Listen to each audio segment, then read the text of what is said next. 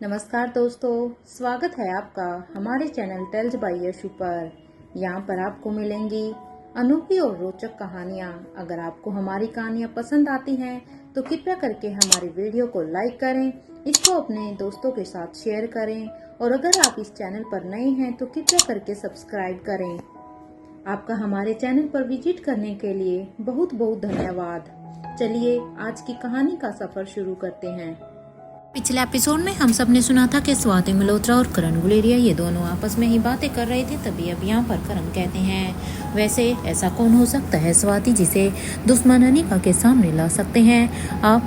अब यहाँ पर स्वाति कहती है, अनिका उनमें से है जो अगर उसके सामने रोहित भी आ जाए तो वो उसके ऊपर भी हमला करने से बिल्कुल भी नहीं रुकेगी। अब यहाँ पर ये सुनते ही अब करण कहता है, मैं मजाक के मूड में नहीं हूँ स्वाति। तो ये सुनते ही अब स्वाति भी कहती है, मैं कौन सा मजाक कर रही हूँ करण, मैं सही ही तो कह रही हूँ, क्योंकि अनिका अपने फर्ज के आगे रोहित के ऊपर भी हमला कर सकती है और ये सच है। अब चलो पहले अक्षय वर्मा को कुछ खाने के लिए दे देते हैं। ये सुनते ही करण गुलेरिया कहते हैं, देखो तुम्हें जाना है तो जाओ, मैं उसे कुछ भी देने वाला नहीं हूँ। अरे सच कहूँ तो मैं उसे फूटी आंख भी वो मेरी आंखों में सुहाता नहीं है। मेरा मन करे तो मैं उसे अभी के अभी अपने हाथों से खत्म कर दूं। करण की ये बात सुनते ही अब स्वाति मल्होत्रा कहती है, देखो करण, मैं तुम्हें बता दूं, मैंने आयशा की आंखों में जो प्यार धनंजय के लिए देखा है।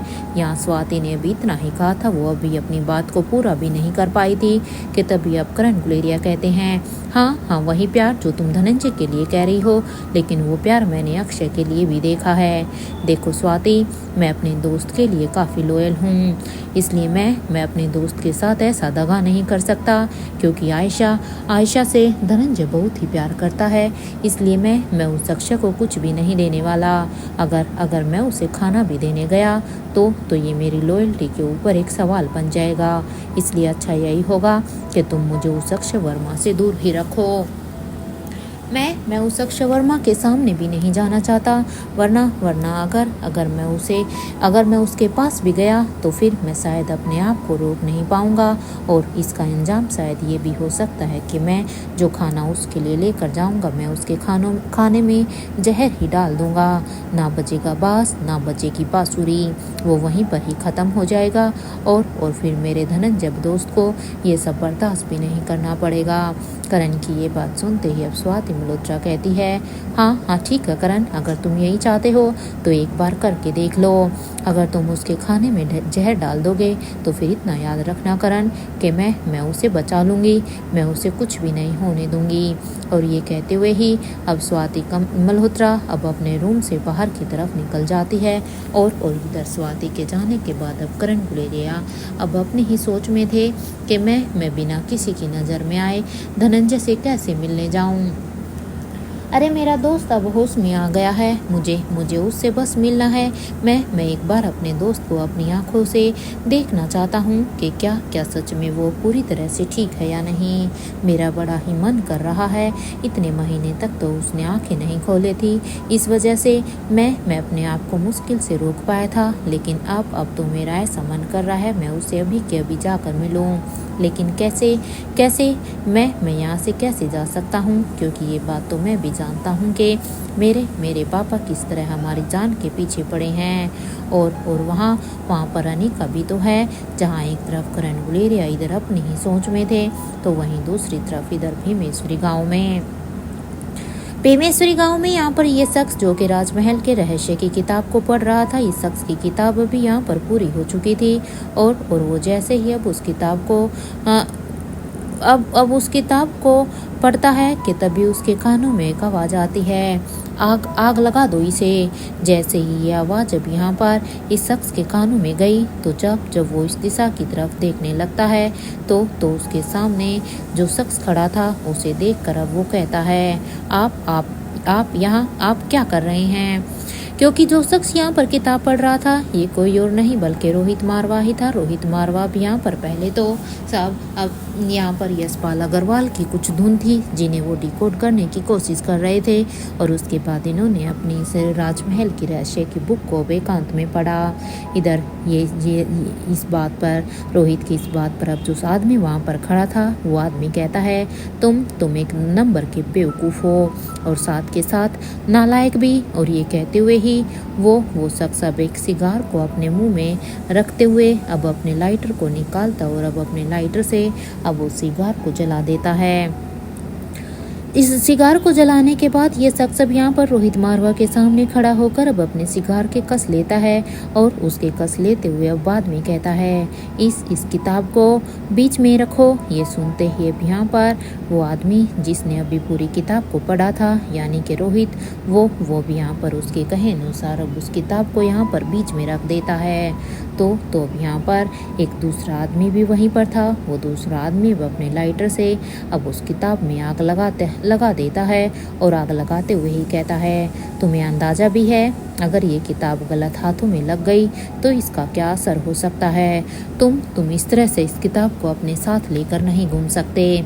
अब चलो यहाँ से। और ये कहते हुए ही वो शख्स अब उस आदमी के हाथ को पकड़कर अब उसे बाहर लेकर आ जाता है। तो वहीं उस आदमी का चोपर वहाँ पर पहले से ही मौजूद था और वो दोनों जैसे उस चोपर में बैठते हैं तो उस चोपर में बैठने के बाद अब एक आदमी कहता है मेरे मन में बहुत से सवाल हैं। वो घर किसका था और ब्लैक पैलेस उसे किसने बनवाया था।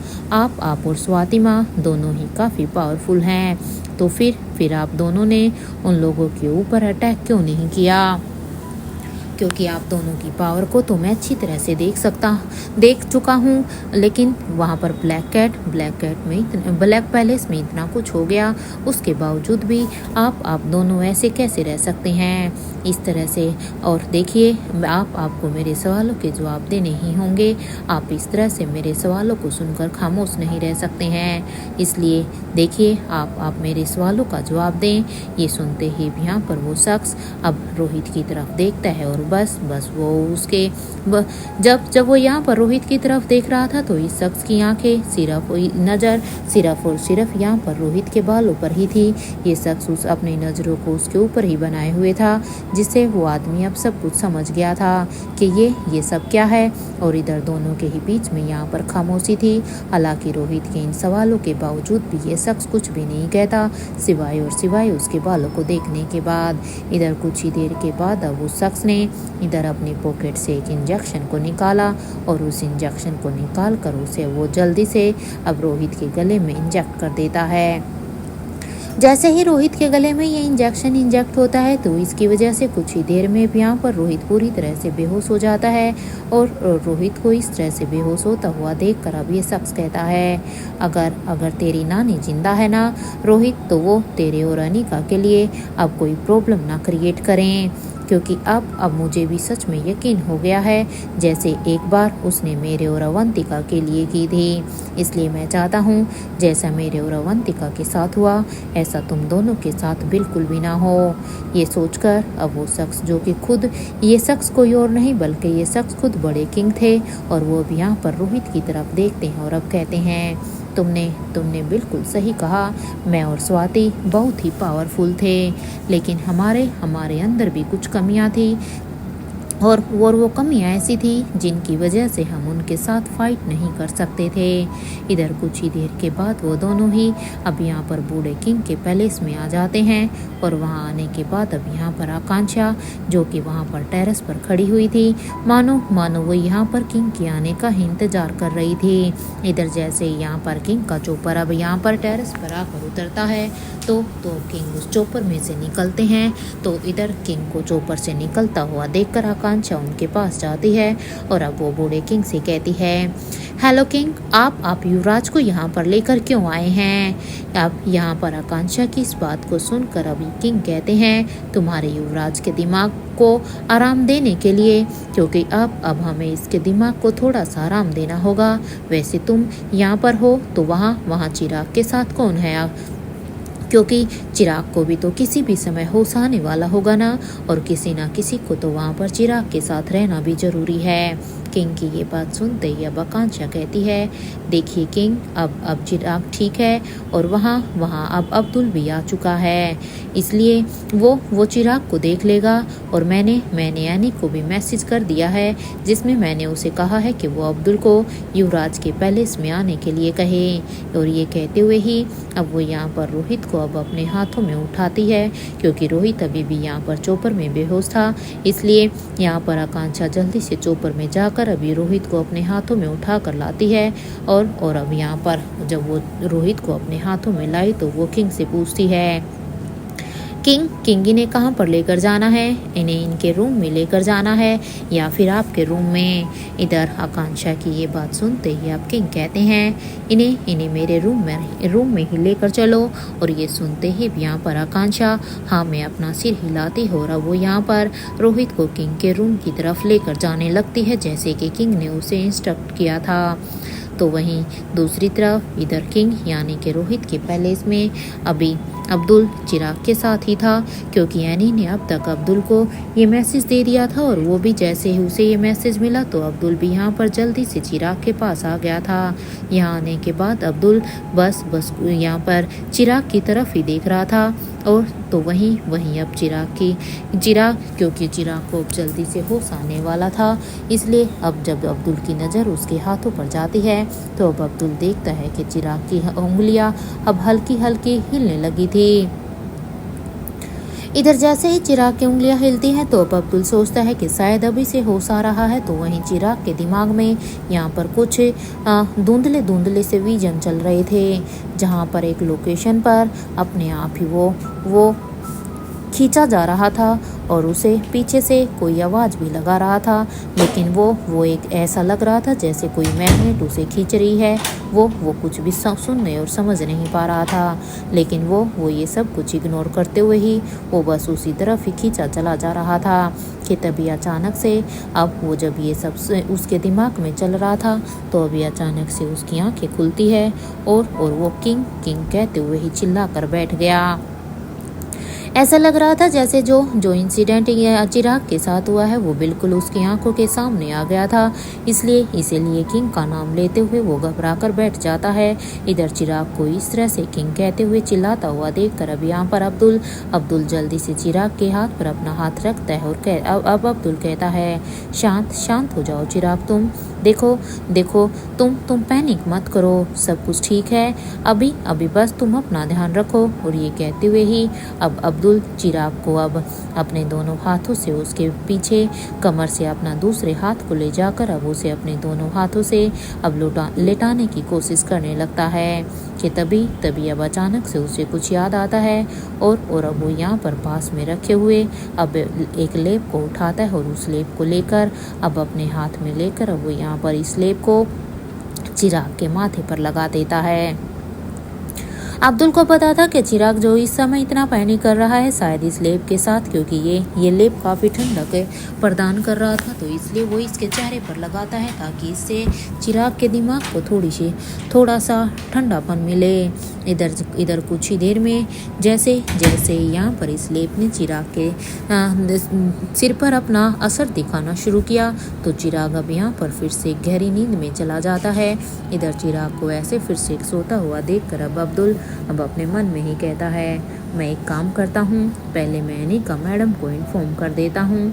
उन्हें चिराग के होश में आने का काफ़ी इंतज़ार था, इसलिए मुझे सबसे पहले उन्हीं को ही बताना चाहिए कि चिराग को होश आ गया है, क्योंकि उन्हें इनसे बहुत सारे सवाल जानने हैं, क्योंकि चिराग के द्वारा ही अब उन्हें पता चल सकता है कि आखिर वहाँ पर कैसे क्या हुआ था। और यही सोचकर ही अब अब्दुल जल्दी से अपनी पॉकेट से अपने फ़ोन को निकालता है और उस पर अनिका के नंबर को डायल कर देता है। अब्दुल जब यहाँ पर अनिका को कॉल लगा रहा था तो पहले तो एक लंबी रिंग के बाद यहाँ पर फ़ोन स्वतः ही डिस्कनेक्ट हो जाता है।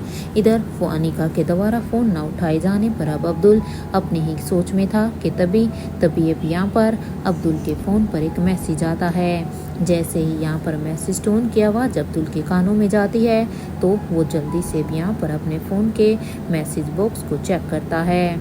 जब वो यहाँ पर देखता है तो ये मैसेज किसी और का नहीं बल्कि अनिका का ही मैसेज आया हुआ था, जिसमें अनिका ने लिखा हुआ था, अब्दुल अभी कुछ इम्पोर्टेंट है तो मैसेज कर दो, वैसे मारवा हाउस में सब ठीक तो है ना।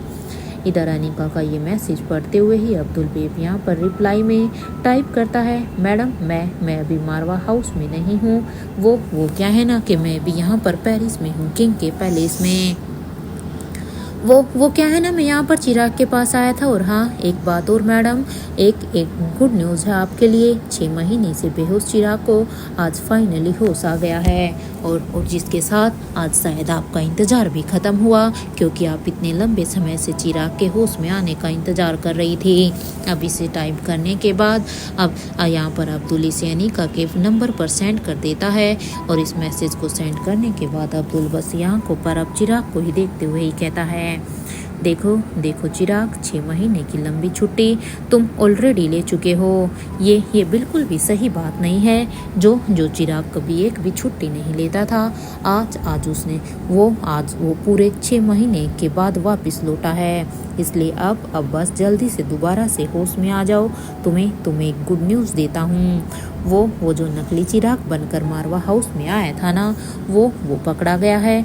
जब तुम्हें इसके बारे में पता चलेगा तो तुम खुद हैरान भी होगे, लेकिन फिर तुम्हें खुशी भी होगी कि कोई तुम्हारी इमेज को ख़राब कर रहा था और अब वो फाइनली हमारे हाथों लग चुका है।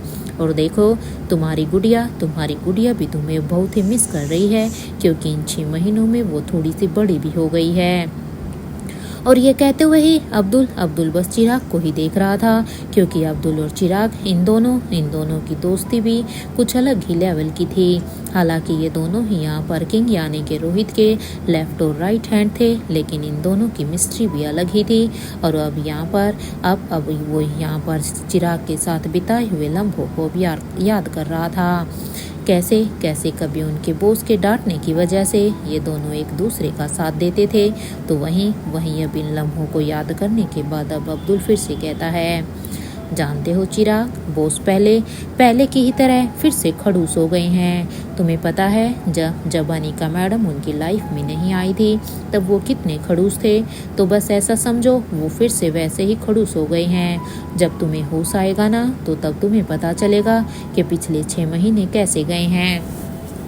मैं तुम्हें बता नहीं सकता इन पिछले 6 महीने में मैंने बॉस को कितना खड़ूस बनते हुए देखा है। जहाँ एक तरफ यहाँ पर अब्दुल चिराग के साथ था तो वहीं दूसरी तरफ इधर राजीव गुलेरिया के पैलेस में। इधर अनिका यहाँ पर अब महेंद्र पीरामल से कहती है, अंकल आप मेरे साथ राजमहल चलिए। इधर अनिका की ये बात सुनते ही महेंद्र पीरामल कहते हैं, क्यों अनिका, राजमहल क्यों जाना है, क्या हुआ है राजमहल में? देखो मैं यहीं पर ही ठीक हूँ। इधर यहाँ पर उसकी इस बात पर अनिका कहती है, देखिए आपको फ्लावर आइलैंड के बारे में सब कुछ पता है जो कि शायद हमें नहीं पता है। इसलिए मैं कह रही हूँ कि आप अभी मेरे साथ चलिए, क्योंकि जो इन्फॉर्मेशन आपके पास है वो मेरे पास नहीं है और आपके द्वारा बताई गई इन्फॉर्मेशन मेरे लिए कारगर सिद्ध हो सकती है। इधर यहाँ पर अनिका की ये बात सुनते ही महेंद्र पीरामल कहते हैं, देखो अनिका, अगर आपको फ्लावर आइलैंड के बारे में जानना है तो आपको या तो सबसे पहले धनंजय भाई इसके बारे में बता सकते हैं, या फिर वो खड़ूस जल्लाद बुड्ढा जो कि मर गया, वो मरा हुआ किंग, ये 2 लोग ही तुम्हें इसके बारे में बता सकते हैं। देखो वो बूढ़ा किंग तो मर चुका है, इसलिए मेरी मानो तुम धनंजय से ही मिलो और वो ही तुम्हें इसके बारे में ये सब बता सकते हैं। इधर क्योंकि धनंजय भी यहीं पर ही था जो कि ये सब सुन रहा था। इधर ये सुनते ही अब धनंजय पीरामल कहते हैं, वैसे महेंद्र तुम्हें आज भी याद है कि वो जल्लाद थे? हाँ सच में तुम्हें वो जल्लाद लग रहे थे? इस बात पर अब महेंद्र पीरामल कहते हैं, अरे भाई वो तो फिर भी थोड़ा ठीक था, लेकिन ये नया किंग उसका तो पूछो ही मत। सच बताऊं, इस नए किंग के कारनामों को देखने के बाद मुझे वो बुढ़ा ही थोड़ा सा ठीक लग रहा था। इधर महेंद्र की ये बात सुनते ही अब धनंजय पीरामल कहते हैं, अच्छा तुम तो ऐसे कह रहे हो महेंद्र जैसे तुम उस नए किंग से मिले हो। क्या क्या तुमने उन्हें कहीं देखा है? अब धनंजय की इस बात पर महेंद्र पीरामल कहते हैं, राजीव को देखने इधर वो यहाँ पर कुछ भी ना कहते हुए सीधे ही अब राजीव को ही देखने लगते हैं। तो वहीं इधर राजीव बस यहाँ पर महेंद्र को ही देख रहे थे कि आखिर ये दोनों अब यहाँ पर एक दूसरे को देखकर यही सोच रहे थे कि आखिर वो धनंजय को इसके बारे में कहें तो क्या कहें।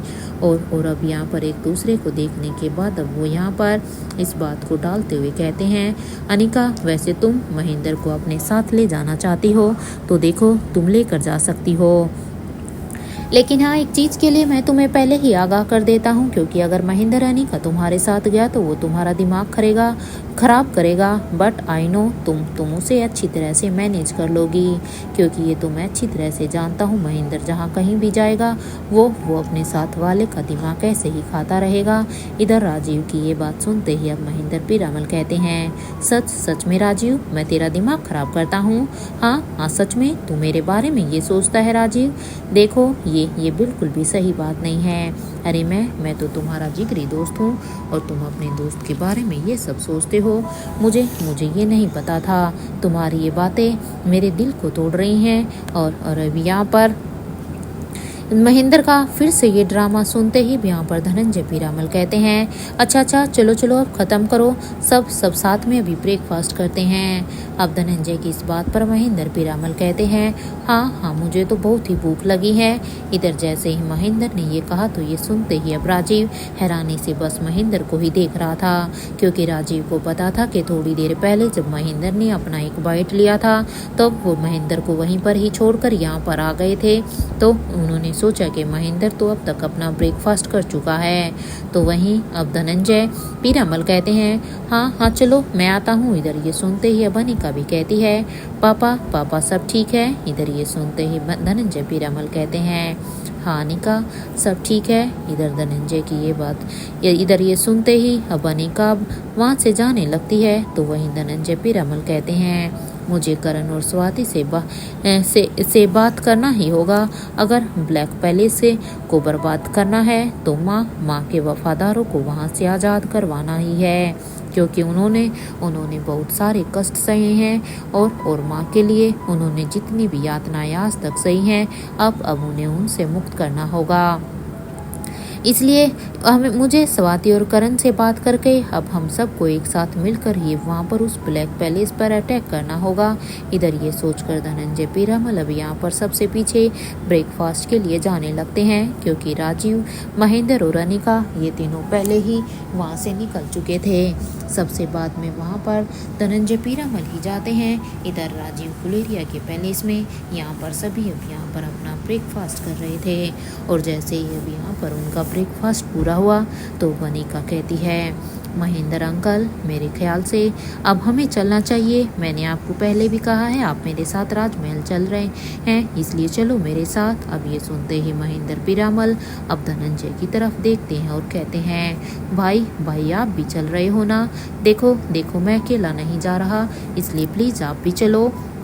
इधर महेंद्र की ये बात सुनते ही धनंजय पीरामल कहते हैं, मैं शायद महेंद्र दुश्मनों के लिए मर चुका हूँ, क्योंकि जिस तरह से उन्होंने मुझे जख्म दिए थे उनके हिसाब से मैं अभी दुनिया में नहीं हूँ। इसलिए मुझे अब हर एक कदम को फूक कर रखना होगा। मैं इस तरह से अचानक से कहीं भी नहीं आ जा सकता हूँ, क्योंकि मेरी एक छोटी सी गलती यहाँ पर सब पर भारी पड़ जाएगी। इधर धनंजय की ये बात सुनते ही महेंद्र पीरामल कहते हैं, वो तो मैं भी मर चुका हूँ ना भाई।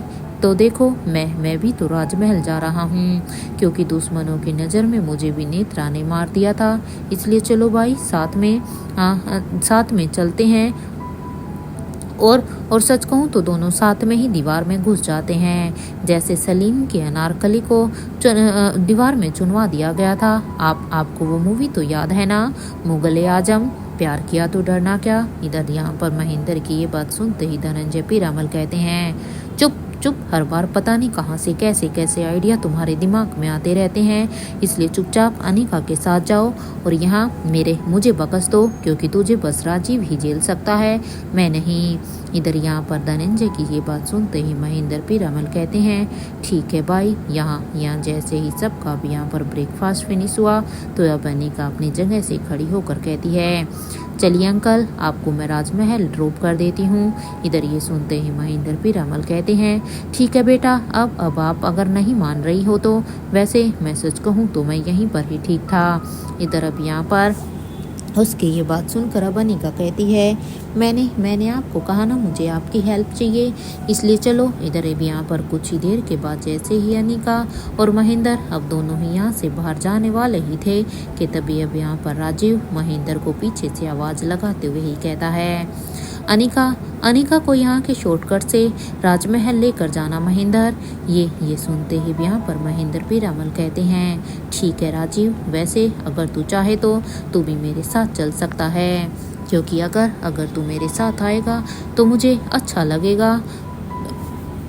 इधर महेंद्र की इस बात को सुनकर अब राजीव कहता है, तू जा, मैं भी बस आता हूँ, अभी के लिए तू जा।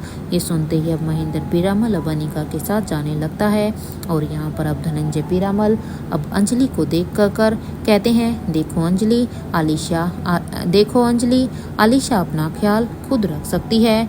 मेरी तुमसे बस भी यही रिक्वेस्ट है कि अपनी ममता के हाथों मजबूर होकर ऐसा कोई भी स्टेप मत उठाना जो कि आगे चलकर हमारे लिए कोई ना कोई प्रॉब्लम क्रिएट कर दे। धनंजय की इस बात को सुनने के बाद अब यहाँ पर अंजलि मल्होत्रा कहती है, धनंजय, मैं इस बात का ध्यान रखूंगी, आप बिल्कुल भी चिंता मत कीजिए। हाँ, मैं अच्छी तरह से जानती हूँ कि अब आलिशा कोई बच्ची नहीं है। बस एक बार मेरी किशन से बात करवा दीजिए, क्योंकि बहुत समय हो चुका है, मेरा किशन से बात करने का काफ़ी मन कर रहा है। अब यहाँ पर अंजलि मल्होत्रा की ये बात सुनते ही धनंजय पीरामल कहते हैं, देखो अंजलि, मेरी बात को अदरवाइज मत लेना या फिर, और ये कहते हुए ही वो यहाँ पर राजीव की तरफ देखने लगते हैं। इधर जैसे ही धनंजय पीरामल राजीव की तरफ देखते हैं तो मानो राजीव ने धनंजय की बात को समझ लिया था और इसलिए वो यहाँ पर इस सिचुएशन को समझते हुए यहाँ पर राजीव कहता है, देखो अंजलि, दुश्मनों की नज़र मल्होत्रा हाउस पर ही है, इसलिए यहाँ तक उनकी नज़र मारवा हाउस और गुलेरिया हाउस पर भी है। उन्होंने तीनों ही घरों पर अपनी नज़रें बनाई हुई है। इधर राजीव की ये बात सुनते ही अब अंजलि मामी कहती है, लेकिन राजीव, ये सब कुछ कब ख़त्म होगा? अब तुम खुद ही देखो ना राजीव, कितना वक्त हो गया है मेरे परिवार से बात किए हुए। आखिर कब तक मैं ऐसे ही यहाँ पर छिप कर बैठी रहूँगी? मुझे कभी ना कभी तो अपने घर वालों से बात करनी ही होगी ना। वैसे भी कितना लंबा समय हो गया है, मुझे तो उनके बारे में ये भी नहीं पता कि वो लोग ठीक भी हैं या नहीं। अंजलि की ये बात सुनते ही अब राजीव गुलेरिया कहता है, देखो अंजलि, अगर ये सब कुछ ख़त्म करना है, इसमें हम महारानी से इसके बारे में हमें बात करनी होगी, क्योंकि अब वही हमारी कोई ना कोई हेल्प कर सकती है। राजीव की ये बात सुनते ही अब महेंद्र पीरामल कहते हैं, महारानी तक हम नहीं जा सकते हैं राजीव, यहाँ तक कि खुद किंग भी उनसे किसी बात के लिए प्रेशर नहीं देते हैं, इसलिए उनसे मिलना हमारे लिए इम्पॉसिबल होगा, क्योंकि महारानी अपने डिसीजन लेने के लिए स्वतंत्र हैं। वो किसी के भी द्वारा कहे हुए किसी भी डिसीजन को नहीं लेती हैं। अगर उनका मन होता है तो वहाँ पर वो खुद जाती हैं और वो अपना काम खुद करती हैं, ना कि वो किसी के प्रेशर में कुछ भी करती हैं। धनंजय की ये बात सुनते ही राजीव कहता है, मैं ये बात जानता हूँ धनंजय, महारानी कभी भी किसी भी लड़ाई में उस लड़ाई का हिस्सा नहीं होती हैं, वो उस लड़ाई में कभी भी पार्टी नहीं लेती हैं। ये सुनते ही अब धनंजय पीरामल कहते हैं, लास्ट टाइम भीमेश्वरी गांव में खुद महारानी आई थी। ये सुनते ही अब राजीव गुलेरिया कहते हैं, हाँ मुझे पता है धनंजय, मैं भी तो उस समय तुम सबके साथ था, इसलिए देखो मैं भी अनिका से इसके बारे में बात करता हूँ।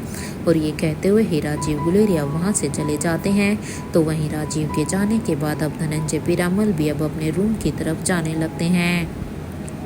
एक तरफ जहाँ राजीव और धनंजय दोनों ही यहाँ पर अब डाइनिंग टेबल से उठकर अब चले गए थे, तो इधर अंजलि मामी इधर उन दोनों के जाने के बाद इधर अपनी ही सोच में थी और अब वो यही सोच रही थी कि वो कैसे किशन मामा के साथ कांटेक्ट करे, क्योंकि बहुत लंबा समय हो गया था उसे अब तक क्रिश के बारे में, श्वेता के बारे में, नानी माँ के बारे में, इन सब के बारे में कुछ भी नहीं पता था कि वहाँ पर वो लोग कैसे हैं। वो भी भाई इन चीज़ से भी अनजान थी कि उसकी एब्सेंस में मल्होत्रा हाउस में क्या क्या हुआ, उसे ये कुछ भी नहीं पता था।